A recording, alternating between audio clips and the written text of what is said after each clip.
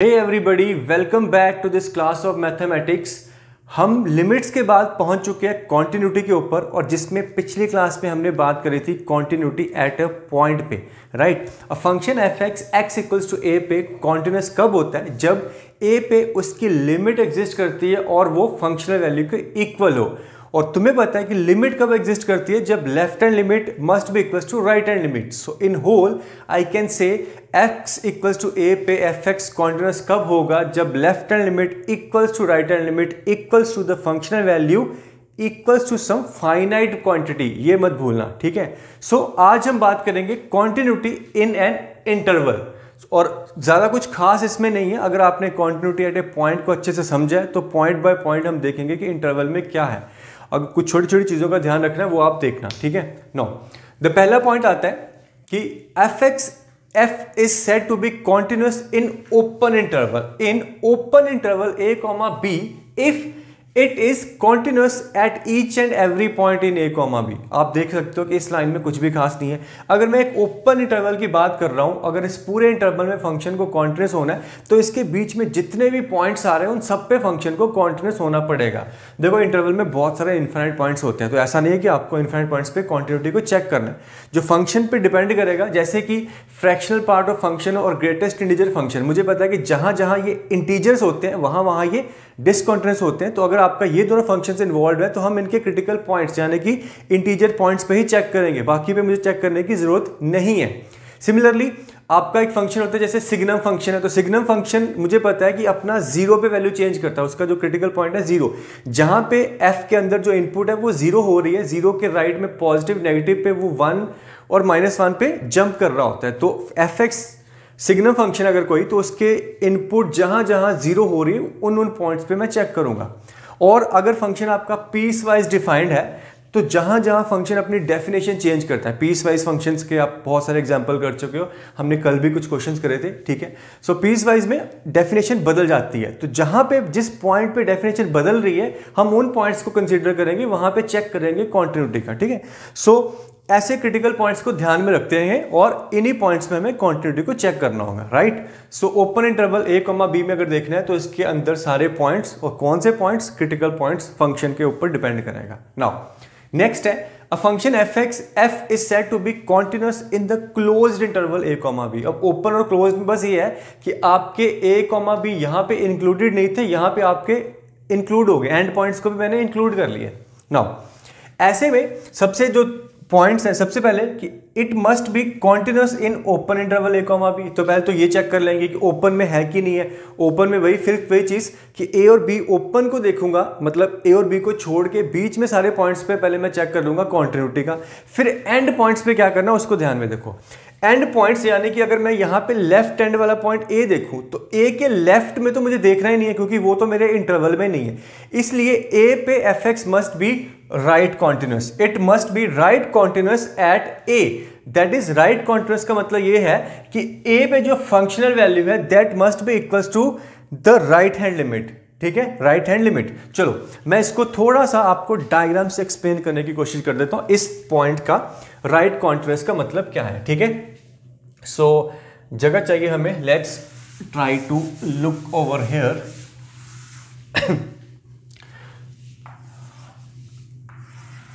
मान लो आपका कुछ इस तरीके का फंक्शन है और ये पॉइंट है आपका a, ठीक है, and this is the right and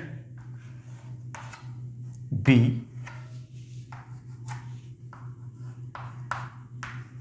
अब a पे ये जो फंक्शनल वैल्यू है ये है, ठीक है, f ऑफ a। मुझे फंक्शनल वैल्यू को कंपेयर करना है इसकी राइट हैंड लिमिट से। किसकी?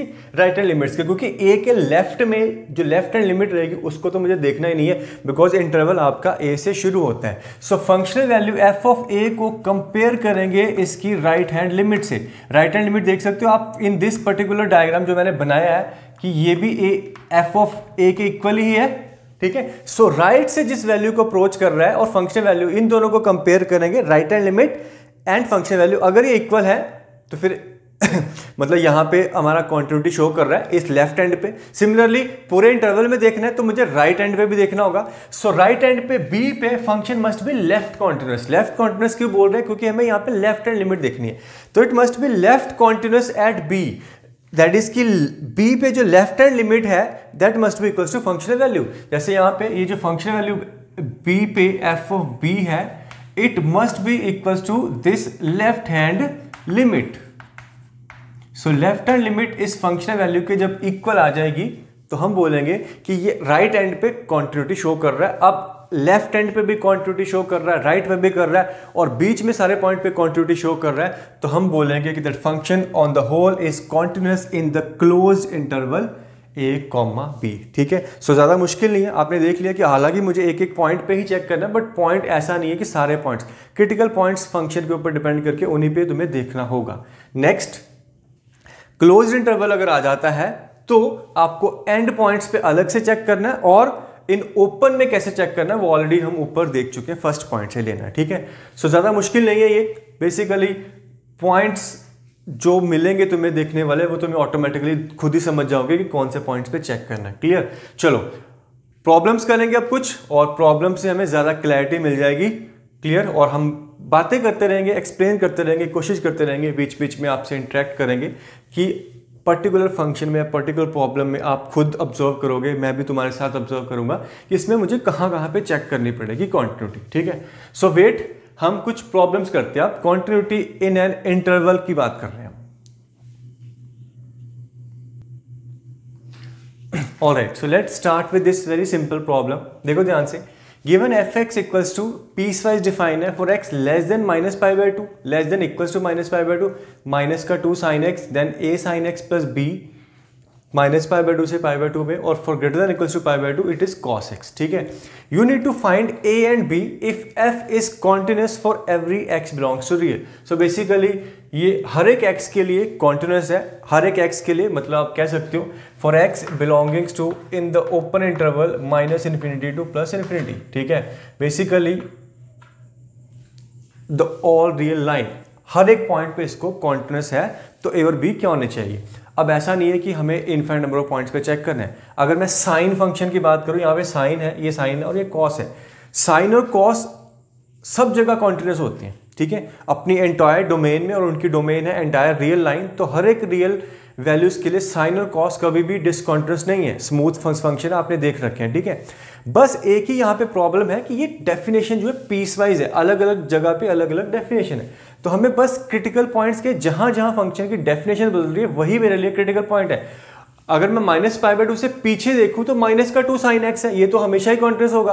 π/2 के आगे देखूं तो ये cos x है, ये भी हमेशा कॉन्टिन्यूस है। इस पूरे इंटरवल में -π/2 से π/2 के बीच में देखूं तो a sin x plus b है। अब सम 2 sin x प्लस 3 हो जाएगा, तो कॉन्स्टेंट्स तो कोई इफेक्ट नहीं डाल रहे, साइन के साथ कांस्टेंट ऐड या मल्टीप्लाई हो रहे हैं, उसकी कॉन्टिन्यूटी को नहीं तोड़ने वाले हैं। ठीक है। बस -π/2 पे क्योंकि ये डेफिनेशन बदल गया, फिर +π/2 पे दोबारा डेफिनेशन चेंज हो गई, तो बस मुझे दो ही पॉइंट्स पे चेक करना है, क्रिटिकल पॉइंट्स पे, जो है मेरे की माइनस का π/2 एंड प्लस का π/2। ठीक है। सो एक एक करके चेक करते हैं, यहीं से मुझे आंसर मिलेगा। At x equals to, let's -π/2 की बात करते हैं। सो -π/2 पे देखें तो मुझे क्या चाहिए, π/2 minus must be equals to π/2 plus must be equals to π/2। ठीक है। चलो देखो अब यहाँ पे कोई भी इनडिटरमिनेट फॉर्म नहीं, अगर हमें लिमिट चाहिए तो हम डायरेक्टली वैल्यू रख के ले लेंगे। जैसे कि -π/2 माइनस पे π/2 के पीछे देखना है तो यहां से वैल्यू लेनी है। यहां पे sin 90 कितना होता है, sorry sin -90 which is -1 minus plus 2 हो गया, तो इसकी वैल्यू कितनी, 2। सेम इक्वालिटी कहां पे लाई करती है, वो भी यहीं पे लाई करती है, तो यहां से भी मुझे सेम वैल्यू मिलेगी, कितनी, 2। अब π/2 प्लस पे π/2 के आगे देखूं तो मुझे वैल्यू कहां से लेनी है, माइनस π/2 पे। ऑलराइट, से ये तो पॉइंट था -π/2, ठीक है। सो -π/2 के पीछे और इक्वलिटी पे हमें यहाँ से वैल्यू लेनी है, वो ले ली हमने कितनी, -π/2 पे -1 और -1 इंटू -2 प्लस का 2 हो गया। -π/2 के राइट में तो मुझे यहाँ से वैल्यू लेनी है। सो -π/2 पे वैल्यू कितनी होती है, -1, तो ये कितना हो गया, -1 इंटू ए, यानी कि -a प्लस b। ठीक है, ये और ये वैल्यू सेम है, तो मुझे इक्वेशन में कोई ज़्यादा यूज़ नहीं है इसका, इसको नंबर 1 डाल लेते हैं। ठीक है, चलो अब दूसरा पॉइंट कौन सा है, एट x इक्वल्स टू +π/2, जहाँ पे डेफिनेशन दोबारा चेंज हो रही है, तो मुझे क्या चाहिए, f of π/2 minus equals to f of π/2 plus equals to f of π/2। ठीक है, अब देखो π/2 के पीछे यानी कि यहां से लेंगे sin 91, तो ये कितना देगा, a प्लस b। सिमिलरली π/2 पे इक्वल टू देखूं या फिर उसके राइट में देखूं, तो यहां से वैल्यू मिलनी पड़ेगी, और cos 90 कितना होता है, 0 है। सो प्लस और दोनों की वैल्यू 0 है, तो मैं a की वैल्यू को लेके इसको इक्वेशन नंबर 2 बना लेता हूं। ठीक है, अब क्योंकि ऑल रियल पे मुझे कॉन्टिन्यूस करना है, तो दोनों पॉइंट पे कॉन्टिन्यूस करना है, यानी कि ये और ये इक्वेशन दोनों होल्ड करनी चाहिए। देखो सिंपल है, a प्लस बी 0 और -a plus B equals to 2, दोनों को ऐड करो तो 2b इक्वल्स टू 2, यानी कि b आपका मिल गया कितना, 1। b अगर 1 मिल गया तो क्लियरली a कितना मिल गया आपका, -1। सो ये आपके सिंपल आंसर्स। ठीक है, a should be equals to -1 and b should be equals to +1। एक बार दोबारा देख लो, क्वेश्चन में कुछ भी खास नहीं था, बट हमें क्लैरिटी होनी चाहिए कि हमें करना क्या है। ठीक है, इस तरह के क्वेश्चन आपको, जो सिंपल क्वेश्चन है, आपको बोर्ड एग्जाम में मिल जाएंगे कि ऐसे कुछ variables a b lambda mu इस टाइप के कुछ फाइंड आउट करने हैं, कॉन्टिन्यूटी का कंसेप्ट लगाना है किसी पॉइंट पे या फिर किसी इंटरवल में। इंटरवल में भी बोलेंगे तो ऐसा नहीं है कि मुझे एक दो या ज़्यादा 3 पॉइंट ही चेक करने होंगे, तो वो पॉइंट कौन से हैं वो तो मैं ऑलरेडी दिख जाएंगे। जैसे इस केस में हमें क्या दिखा, बस जहाँ पे डेफिनेशन बदल रही है सिर्फ वहीं पे चेक करने की जरूरत है, आगे पीछे साइन कॉस तो कॉन्टिन्यूस होते ही हैं, तो वहाँ पे मुझे कोई टेंशन लेने की ज़रूरत नहीं है। ठीक है, ध्यान से देखो, हम अगले क्वेश्चन पे जाते हैं और कुछ और सीखेंगे। देखो ये क्वेश्चन नंबर 2 है, fx is defined again piecewise 0 से π/4, π/4 से π/2, π/2 से पाई। यहाँ पे डेफिनेशन है x plus a√2 sin x, 2x cot x plus b cos 2x minus b sin x। ठीक है, आपको निकालना अगेन ये जो वेरिएबल्स हैं a और b, so that fx is continuous in the entire given region, given interval 0 to π में। ठीक है, फिर एक बार मैं देख लेता हूं कि यहाँ पे x हमेशा कॉन्टिन्यूस होता है, sin x हमेशा कॉन्टिन्यूस होता है, तो इसकी कोई टेंशन नहीं है। cot x आपका डिसकॉन्टिन्यूस होता है, कहाँ पे ये डिसकॉन्टिन्यूस होता है 0 पे या पाई पे। cot अगर आ रहा है तो वो आ रहा है π/4 से π/2 के बीच में, π/4 से π/2 के बीच में तो cot को कोई प्रॉब्लम नहीं है, वहां तो हमेशा कॉन्टिन्यूस होता है, तो इसलिए cot आने से भी कोई दिक्कत नहीं है। जब आया भी है तो इंटरवल π/4 से π/2 का ही है। क्लियर, अगेन ये cos 2x sin x ये तो हमेशा कॉन्टिन्यूस होते ही हैं। सो वापस मैं यही बोलूंगा कि अब हमें जो चेक करने वाले पॉइंट्स हैं वो वही तो पॉइंट्स हैं जहां पे सिर्फ और सिर्फ डेफिनेशन चेंज हो रही है, यानी कि एक तो π/4 पे चेक करेंगे, दूसरा π/2 पे चेक करेंगे। So check for the continuity at x equals to π/4 and π/2। दो इक्वेशंस आएंगी, उन दो इक्वेशन से आपके दो वेरिएबल्स a और b आराम से निकल जाएंगे। सो इसको आप खुद से ट्राई करो। ठीक है, मैंने बता ही दिया ऑलरेडी कि सब कुछ करना क्या है, बस आपको एक बार ट्राई करना है। ठीक है, ये जो नेक्स्ट क्वेश्चन है इसको ध्यान से देखो, this is very important and अच्छा क्वेश्चन है, सिंपल सा है बट कंसेप्चुअली काफी अच्छा है। ठीक है, given let fx equals to root of x square plus kx plus 1 under root x square minus k. Find the possible values of k for which fx is continuous for every x belongs to real. ये जो function दे रखा है ये हर एक x के लिए continuous होना चाहिए, continuous for every x belongs to real। तो इस कंडीशन को अगर सेटिस्फाई कराना है तो के क्या होना चाहिए, ठीक है। सोचो ज़रा, थोड़ा सा दिमाग लगाओ। मैं वापस आता हूँ एक छोटे से ब्रेक लेके, आप देखो ज़रा क्या है।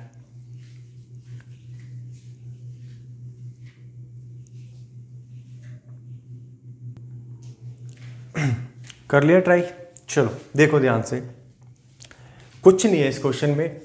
इस फंक्शन को अगर कॉन्टिन्यूअस होना है तो एक एक एलिमेंट पकड़ लो ध्यान से, ठीक है। सबसे पहले देखो कि ये अंदर क्या रखा हुआ है, root of X square plus के एक्स प्लस 1, एक क्वाड्रेटिक एक्सप्रेशन है।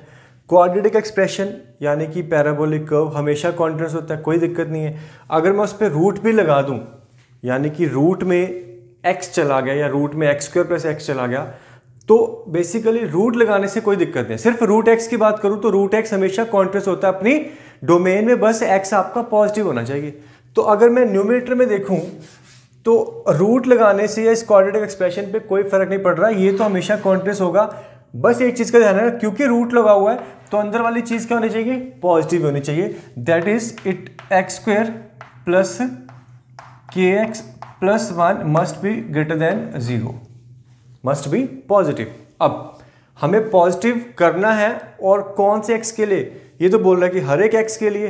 तो हर एक एक्स के लिए क्वाड्रेटिक एक्सप्रेशन पॉजिटिव कब होता है, जब उसका ए पॉजिटिव हो और डी नेगेटिव हो। ए तो ऑलरेडी पॉजिटिव है ही है, फिर बोल रहा हूं एक क्वाड्रेटिक एक्सप्रेशन हमेशा पॉजिटिव कब होता है, I need this to be positive for every X belongs to real. हमें डिफाइन करना है, हमें बोला गया हर एक एक्स पे कॉन्ट्रेस्ट कर दो। पहले मैं हर एक एक्स पे डिफाइन तो कर लूं, हर एक एक्स पे डिफाइन करने के लिए it must be greater then और इक्वल टू 0।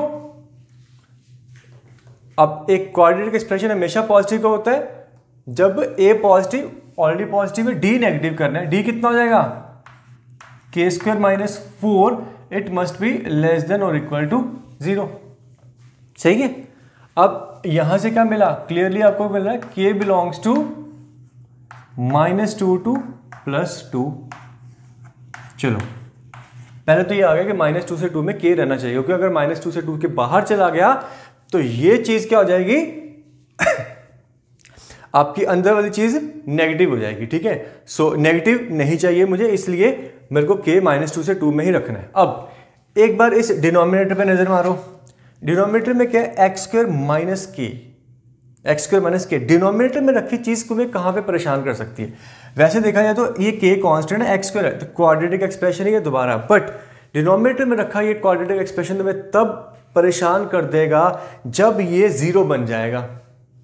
अदरवाइज अगर ये पॉजिटिव है या नेगेटिव है तो कोई फर्क नहीं पड़ रहा ठीक है। ऊपर भी एक एक्सप्रेशन है, नीचे भी एक एक्सप्रेशन है, क्वाड्रेटिक अपॉन क्वाड्रेटिक, मुझे कोई प्रॉब्लम नहीं करेगा जब तक ये डिनोमिनेटर वाली चीज पॉजिटिव है या नेगेटिव है, मतलब 0 नहीं है। तब अब एक्स स्क्वायर माइनस के 0 कब होगा, जब एक्स स्क्वायर इक्वल्स टू के हो जाएगा। अब एक्स स्क्वायर इक्वल्स टू के यानी कि एक्स स्क्वायर का पॉजिटिव है, या फिर चलो सिंपल वे से देखते हैं कि इसके फैक्टर नहीं बनने चाहिए। अगेन इसके फैक्टर नहीं बनने चाहिए। अगर तो के हुआ पॉजिटिव, देखो अगर तो के मान लो 2 होता है, प्लस का 2, तो एक्स स्क्वायर माइनस 2, तो प्लस माइनस √2 पे पॉजिटिव बन गया, 1 बन गया, तो प्लस माइनस 1 पे 0 हो गया, फैक्टर बन गए। के अगर पॉजिटिव हुआ तो फैक्टर तो पक्का बनेंगे। एक्स स्क्वायर माइनस समथिंग के पॉजिटिव है तो x equals to plus minus √k positive तो बनेगा ही बनेगा, ठीक है। सो मुझे यही नहीं चाहिए, मुझे X square minus K must not be equal to 0 चाहिए, और you can say X must not be equals to plus minus of √k, ठीक है। अब ये देख लो कि k जब तक आपका पॉजिटिव है यहां से तो कुछ ना कुछ आ ही जाएगा। k को नेगेटिव कर दो, नेगेटिव कर देंगे तो ये रूट ही डिफाइन नहीं होगा, रूट ही डिफाइन नहीं होगा तो x इसके इक्वल कभी हो ही नहीं सकता। तो यहां से बस नेगेटिव वैल्यूज पिक कर लो, यानी कि पॉजिटिव वैल्यूज को निकाल दो। सो यहां से मैं क्या देखता हूं कि k must B negative, k must B negative less than 0। सो दोनों का एक बार जरा इंटरसेक्शन लो, आप देखो हमें क्या मिल रहा है। एक तो नेगेटिव चाहिए, ऊपर से -2 से 2 में है, so I can see that k must be equals to from 1 and 2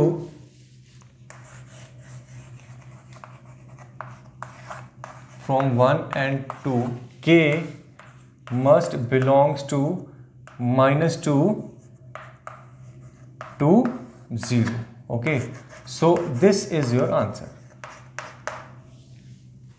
ठीक है, दोबारा देखो एक बार, कंसेप्चुअल सा क्वेश्चन था, ज़्यादा प्रॉब्लम नहीं थी। आई नो तुम्हारे एंड पे थोड़ा सा सोचने में कि क्या करना है इस क्वेश्चन में वो आता है, स्ट्राइक करता है, बट अगर आप थोड़ा सा एकदम बेसिक्स पे चले जाओगे ना तो कुछ भी नहीं करना था इस क्वेश्चन में।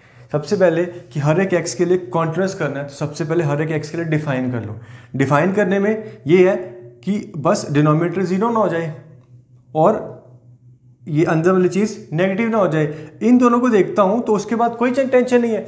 अगर ये अंदर वाली चीज़ नेगेटिव नहीं है, मतलब ये डिफाइंड है, तो क्वाड्रेटिक एक्सप्रेशन हमेशा कॉन्टिन्यूअस है, रूट लगा दो वो भी हमेशा कॉन्टिन्यूअस है, नीचे भी रखा एक्सप्रेशन हमेशा कॉन्टिन्यूअस है, तो कोई प्रॉब्लम नहीं है। कॉन्टिन्यूअस अपॉन कॉन्टिन्यूअस कॉन्टिन्यूअस रहेगा जब तक कि डिनोमिनेटर वाला फैक्टर जीरो नहीं है, तो ज़्यादा मुश्किल नहीं था। क्लियर? चलो आगे देखते हैं, कुछ और क्वेश्चंस करेंगे। Continuity in an interval.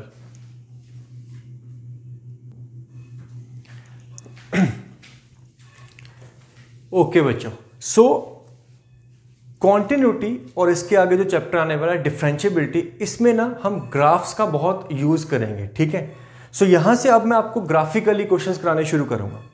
बच्चे मेरे से बार बार कहते हैं कि सर ग्राफ्स में प्रॉब्लम आती है, ग्राफ्स में प्रॉब्लम आती है, through out the year graphs में प्रॉब्लम आती है, बट मैं इस चीज़ को नहीं मानता। मैं कहता हूँ ग्राफ्स में कभी भी कोई भी प्रॉब्लम नहीं है जब आपको सारे फंक्शंस के बेसिक ग्राफ्स पता है। यानी कि ग्रेटेस्ट इंटीजर फंक्शन, अगर आपको जिंट एक्स का ग्राफ पता है और जिंट एक्स की प्रॉपर्टीज पता है कि जिंट ने देना क्या, उसने तो बस एक वैल्यूज ही देनी है, तो वैल्यूज देनी है, यानी कि 1 देगा, 2 देगा, 3 देगा, -1 देगा, -2 देगा, ऐसी वैल्यूज देगा जो भी उसमें अंदर इनपुट रखी है उसके अकॉर्डिंगली। ठीक है, सिमिलरली फ्रैक्शनल पार्ट का भी वैसा ही है। तो अगर आपको बेसिक ग्राफ सारे पता है तो ग्राफ्स में कभी भी प्रॉब्लम नहीं आएगी। ठीक है, सो ये क्वेश्चन जो है, हालांकि ये ग्राफिकली बहुत आसान है, मैंने पिक करा है कि सिंपल क्वेश्चन से शुरुआत करेंगे, अलजेब्रिकली करेंगे तो बड़ा आसान ही रहेगा, बट फिलहाल के लिए मैं इसको ग्राफिकली समझाने की कोशिश करूंगा। देखो, फंक्शन डिफाइंड है पीस वाइज, -3 से -2 में, -2 से 0 में, 1 से 0 में, 0 से 1 में, 2x + 3, x + 1, x + 2, piece wise definition बदल रही है, linear, y = 2x + 3 straight line, y = x + 1 straight line, y = x + 2 straight line. यहां पे तो कहीं पे कोई प्रॉब्लम भी नहीं आने वाली है। ठीक है, बस एंड पॉइंट्स पे आपको चेक करना होगा, और अलजेब्रिकली करोगे तो बड़ी आसानी से हो जाएगा, बट फिलहाल मैं ग्राफ बना के बताता हूं आपको। ठीक है, बस याद रखो कि -3 से -2 में ये क्या है, fx = 2x + 3, और आई कैन से y = 2x + 3, और ये क्या है, और कुछ नहीं है, स्ट्रेट लाइन ही तो है। क्या है? Straight line. चलो, सो इसका ग्राफ प्लॉट करते हैं।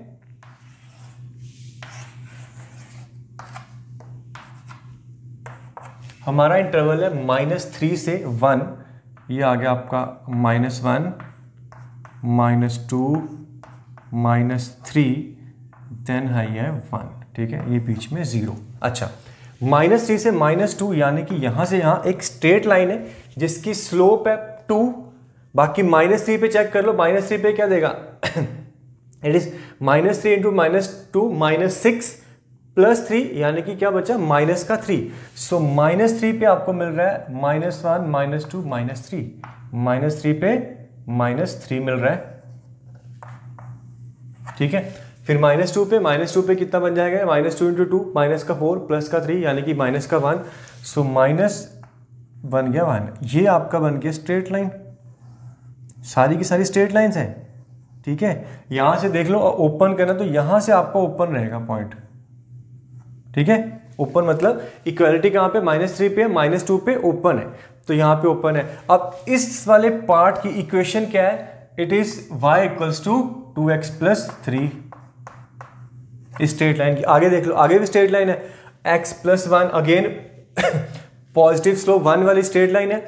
-2 पे चेक करेंगे तो -2 + 1 यानी कि -1, तो ये आपका माइनस फिल हो गया होल, क्योंकि ये -2 से -1 ही दे रहा है, और 0 पे क्या देगा, 0 पे देगा +1। सो ये जो है ये यहां से लेके यहां तक जा रही है लाइन।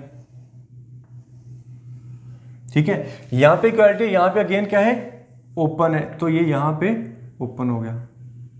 ठीक है, ये जो येलो वाली है, दिस इज x प्लस 1। ठीक है, चलो आगे बढ़ते हैं। आगे हमारे पास है x प्लस 2। सो ये 0 पे क्या दे रहा है 2, दिस इज 1, तो 0 पे ये दे रहा है 2, स्लोप इसकी भी 1 है, और 1 पे क्या देगा 3, 1 पे दे देगा ये 3।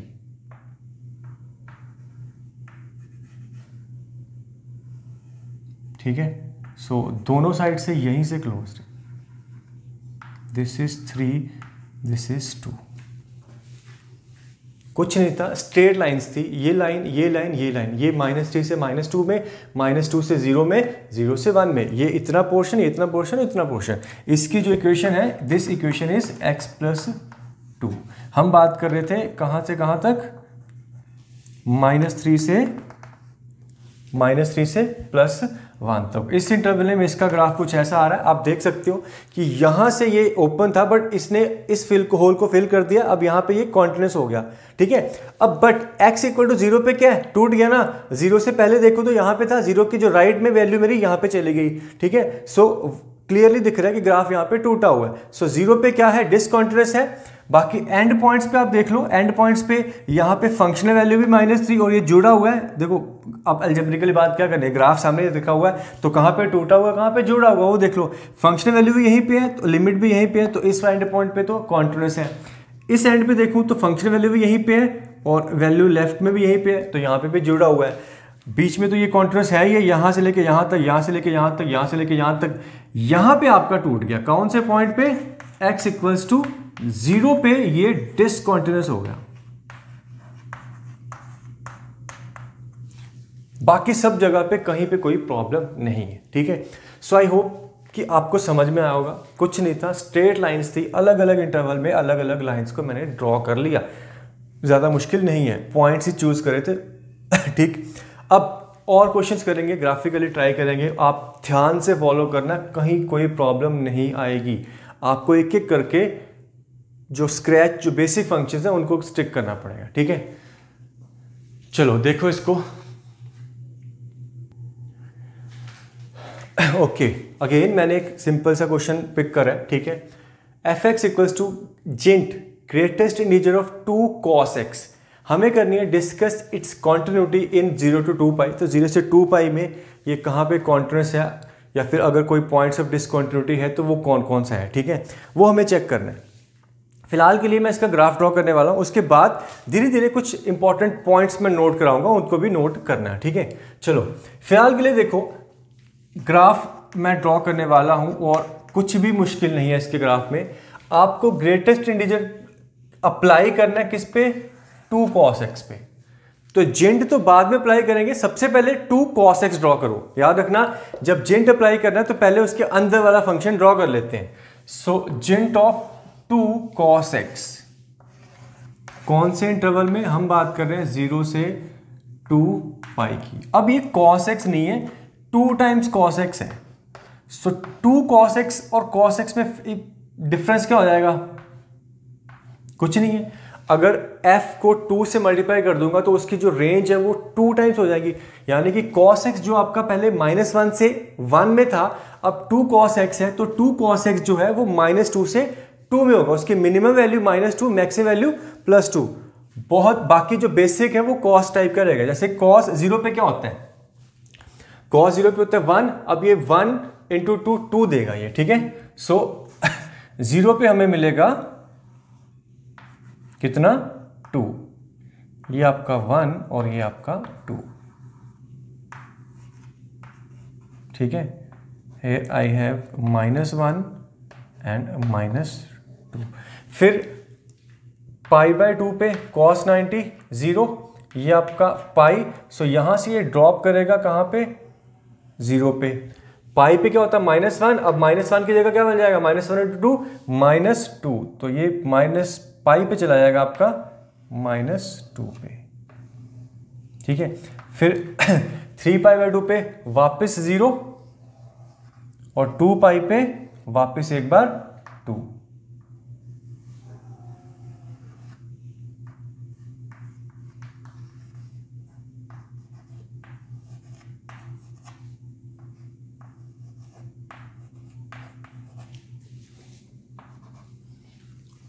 ओके, सो आई होप कि यहाँ तक तो कोई दिक्कत नहीं। अभी तक हमने क्या ड्रॉ करा, 2 टाइम्स कॉस एक्स, जो कॉस पहले -1 से 1 में था, अब वो -2 से 2 में है। ठीक है, अब इसके ऊपर अप्लाई करना है ग्रेटेस्ट इंटीजर फंक्शन। तो ग्रेटेस्ट इंटीजर फंक्शन अप्लाई कर रहे हैं तो अंदर वाली वैल्यूज देखो कि कहाँ से कहाँ जा रही है, और जहाँ जहाँ इंटीजर बन रही है वहाँ वहाँ वो वाले पॉइंट्स पिक कर लो, कहाँ, जहाँ जहाँ इंटीजर बन रहे हैं। सो इसकी मिनिमम वैल्यू -2 है, मैक्सिमम वैल्यू +2 है। तो -2 कब है, एक तो पाई पे, उसके बाद -1 कब है, ये देखो जरा पे, एक तो यहाँ पे -1 है, इंटीजर जहां जहां इंटीजर हो रहा है मैं वो वाले पॉइंट्स एक्स वैल्यूज चेक कर रहा हूं। सो ये है -1। -1 कब होगा, जब इसकी वैल्यू होगी -12, ये 90। सो आप देख सकते हो कि ये -12 हमें कब देगा, 120 डिग्री पे, 120 डिग्री यानी कि 2 π/3। cos 2π/3 कितना होता है, -12 इंटू +2 यानी कि हो गया -1। ठीक है, उसके बाद एक बार यहां पे भी -1 हो रहा है, तो एक तो सेकंड क्वाड्रेंट में -12 होगा, दोबारा अगर मुझे -12 करना है तो थर्ड क्वाड्रेंट में कब, ये आपका हो जाएगा पाई + π/3 यानी कि ये हो गया आपका 4 π/3। ये पॉइंट कितना, 4 π/3। फिर ये देखो ये +1 कब होगा, ऑब्वियसली +1 कब होगा, जब इसकी वैल्यू 1/2 कब होती है, π/3 पे। फिर एक बार यहां पे भी +1 मिल रहा है मुझे, और ये फोर्थ क्वाड्रेंट में यानी कि 2π - π/3 विच इज नथिंग बट 2π - π/3, 5 π/3। तो ये पॉइंट आपका हो गया 5 π/3। ठीक है, दोबारा देख लो, ग्राफ में प्रॉब्लम है, एक्चुअल में नहीं है। 2 cos x जो कि -2 से 2 में ऐसे वेव आपकी आई थी। अब क्योंकि इस पे जेंट अप्लाई करना है तो मैं बस ये देख लूं कि ये इंटीजर वैल्यूज यानी कि इंटीजर कब कब बन रहा है। -2 से 2 में -2, -1, 0, 1 और 2। -2 कब बना, पाई पे। फिर -1 कब बना, 2 बार, एक बार यहां पे और एक बार यहां पे। ये कौन सा पॉइंट है, 2π/3। ये ट्रिग्नोमेट्री वाला थोड़ा सा पार्ट आप खुद से कर लो, एक बार अच्छे से ध्यान से देखना, कुछ भी नहीं है इसमें। 2π/3 पे होता है -12 इंटू 2 -1 होगा। अगेन दोबारा 4π/3 पे यानी कि थर्ड क्वाड्रेंट में 4π/3 पे -12 इंटू 2 -1 बन गया। फिर 0 कब हो रहा है, एक तो दिख रहा है आपको π/2 पे, दूसरा 3π/2 पे, ये तो क्लियर दिख रहा है। उसके बाद +1, एक तो 60 डिग्री पे, 60 पे, ये तो 1/2 इंटू 2 1 हो गया। फिर फोर्थ क्वाड्रेंट में लास्ट में एक बार दोबारा cos 1/2 देगा ना, सो वहां पे क्या था 2π - π/3 यानी कि 5π/3, 1/2 इंटू 1 2 अगेन 1 हो गया। ठीक है, बाकी ये 2 दिख रहा है आपको कहां पे, एक तो 0 पे है और एक तो 2π पे है। ठीक, अब हमें दिख रहा है कि ये कहां कहां पे इंटीजर हो रहा है। अब कुछ नहीं है, रेंज ऑफ वैल्यूज देखना है और इस पे अप्लाई करते जाना है ग्रेटेस्ट इंटीजर फंक्शन। ठीक है, चलो 0 से शुरुआत करेंगे। सबसे पहले कि एग्जैक्टली 0 पे कितना, 2, तो जेंट ऑफ 2 जैसे मैं 0 से आगे गया जो वैल्यू है वो ड्रॉप कर गई, 2 से छोटी होगी। और अगर कोई वैल्यू 2 से छोटी है तो उसका इंटीजर पार्ट कितना, 1। तो थोड़ा सा आगे गया तो इसकी इंटीजर वैल्यू ड्रॉप करके कहां पे, 1 पे। अब ये 1 कब तक रहेगा, जब तक ये 1 है, और 1 कब है, 60 डिग्री पे। तो यहां से 2 के जस्ट राइट में ये 1 पे आ गया, फिर 1 तक ये 1 रहा, और इससे थोड़ा सा आगे π/3 से थोड़ा सा आगे गया तो ये ड्रॉप कर जाएगा कहां पे, 0 पे, क्योंकि 1 से थोड़ा सा छोटा हुआ तो ग्रेटेस्ट इंटीजर वैल्यू 0 चली गई। अब यहां पे ये हो गया 0। फिर 0 कब तक रहेगा, जब तक ये 0 है, यहां तक। जैसे थोड़ा सा और आगे गया तो वैल्यू 0 से नीचे यानी कि नेगेटिव पे आई, तो 0 से थोड़ा सा पीछे आया, जेंट वैल्यू -1 पे चली जाएगी। कहां पे, -1 पे। तो ये आपका आ गया -1 पे, ओपन में याद रखना। कब तक रहेगा -1, जब तक ये -1 है। -1 यहां पे है, थोड़ा सा आगे जाऊंगा, -1 से नीचे आ गया तो वैल्यू ड्रॉप कर गई -2 पे। फिर ये -2 तक -2 ही है, यहां तक ये -2 है, -2 की जेंट वैल्यू तो -2 ही है। अब ये वैल्यू वापस बढ़नी शुरू होगी, तो -2 कब तक रहेगा? -2 कब तक? जब -2 से -1 तक। यहां पे -1 है तो यहां पे तो -1 मिलने वाला। इससे पीछे आप -1 से छोटे हो तो आपको जेंट वैल्यू मिलेगी -2, ठीक है। फिर यहां से लेके यहां तक सेम चीज को फॉलो करो, ये आ जाए आपका -1, फिर यहां पे 0 है और 0 से लेके यहां तक ये आपका एक बार दोबारा 1 रहेगा। यहां पे एग्जैक्टली 1 है, यहां से लेके यहां तक आपका 1 रहेगा और एग्जैक्टली 2 पाई पे ये 2 दे देगा, ठीक है। देखो ये जो पहले मैंने व्हाइट में ड्रॉ करा था सारे पॉइंट्स को प्लॉट करने के साथ, ये था 2 cos x। इस पे ग्रेटेस्ट इंटीजर अप्लाई हो चुका है, तो अब ये जो ग्रेटेस्ट इंटीजर ऐसा होता है स्टेप फंक्शन, ठीक है। तो ये तो या तो कांस्टेंट वैल्यू देता है, 2 दिया, 1 दिया, 0 दिया, -1 दिया, -2 दिया, -1 दिया, 0 दिया, 1 दिया और इस पॉइंट पे 2 दिया, ठीक है। सो जो एक्चुअल ग्राफ है इस फंक्शन का वो आपका रहेगा ये वाला, ठीक है। सारा कुछ अप्लाई करने के बाद एक्चुअल जो ग्राफ है दिस इज दिस वन।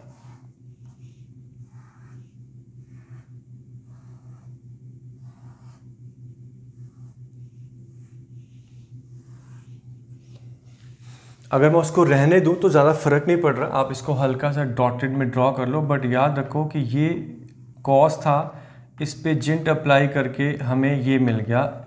जिंट ने तो कांस्टेंट वैल्यूज देनी होती हैं, ठीक है। तो स्टेप फंक्शन कुछ जैसा होता है, ठीक है। सो जस्ट कंसंट्रेट और look at the yellow part. ये जो येलो वाला ग्राफ है इस पे ध्यान दो। अब देखो ध्यान से, शुरुआत करते हैं लेफ्ट हैंड से। लेफ्ट हैंड पे एग्जैक्टली 0 पे वैल्यू क्या थी? 2 थी। जैसे राइट गया वैल्यू ड्रॉप कर गई, कहां पे? 1 पे। तो बेसिकली देखा जाए तो यहां पे टूट गया ग्राफ, इस वैल्यू से मैं यहां पे आ गया, ग्राफ टूट गया। फिर यहां पे भी टूट गया, यहां पे टूट गया, यहां टूटा, फिर एक बार यहां टूटा, फिर एक बार यहां पे टूटा और फिर एक बार यहां पे टूटा और यहां पे टूटा। अब देखो सारे पॉइंट्स पे ग्राफ टूट रहा है, ठीक है। कौन कौन से पॉइंट्स पे? देखो ध्यान से, x इक्वल्स टू सबसे पहले 0 पे टूट गया, देन आपका टूटा π/3 पे टूटा, देन आपका π/, जहां जहां इंटीजर होगा वहां वहां टूटेगा ही टूटेगा, जहां जहां इंटीजर होगा वहां वहां पॉइंट टूटेगा टूटेगा। कुछ टिपिकल केसेस है वो मैं बता देता हूं। फिर यहां पे टूटा, यहां पे टूटा, ये पॉइंट क्या था? 2π/3, 2π/3 पे टूटा, देन पाई, हालांकि पाई पे ये इंटीजर ले रहा था कितना? -2, पर यहां पे ग्राफ टूटा नहीं है। तो ऐसे केसेस में जब ये आपको लोअर पॉइंट मिलता है, लोअर पॉइंट यानी कि एक पॉइंट ऑफ मिनिमा मिलता है और इंटीजर मिलता है उस पॉइंट पे, लोअर पॉइंट पे पॉइंट ऑफ मिनिमा अगर इंटीजर होता है तो उस पर जेंट लगाने से वहां पे ग्राफ टूटेगा नहीं। मैं इसको बाद में डिटेल में बताऊंगा। यहां पे ग्राफ नहीं टूटा क्योंकि यहां पे -2 था, उसके लेफ्ट और राइट में भी ये -2 ही मिला, ठीक है। फिर दोबारा यहां पे टूटा विच इज 4π/3, देन आपका टूटा 3π/2 पे, देन आपका टूटा 5π/3 पे और इस पॉइंट पे टूटा है। कौन से? 2 पॉइंट पे, 2π पे एग्जैक्टली 2, उससे पहले क्या? 1 है। सो 2π पे भी आपका टूटा है। आपको क्वेश्चन पूछे जाते हैं कि find the number of points of discontinuity. कितने number of points of discontinuity? वो कितने आप देखो, 1 2 3 4 5 6 7 8। तो बेसिकली 0 से 2π में ये 8 पॉइंट पे टूट रखा है, ठीक है। बेटा इसको ध्यान से देख लो, इस तरह के ग्राफ्स मैं बार बार और बना दूंगा आपके सामने, ठीक है। ये पहला क्वेश्चन है, आई होप कि आपने थोड़ा सा फॉलो किया होगा। नहीं समझ में आया तो इसको रिपीटेडली बार बार आप देखो, समझ में आ जाएगा। और कोई डाउट है तो वो पूछना ज़रूर। हम मिलते हैं एक छोटे से ब्रेक के बाद और कुछ और क्वेश्चंस करेंगे ग्राफ्स पे, कॉन्टिन्यूटी के ऊपर, continuity at a point, continuity at a interval.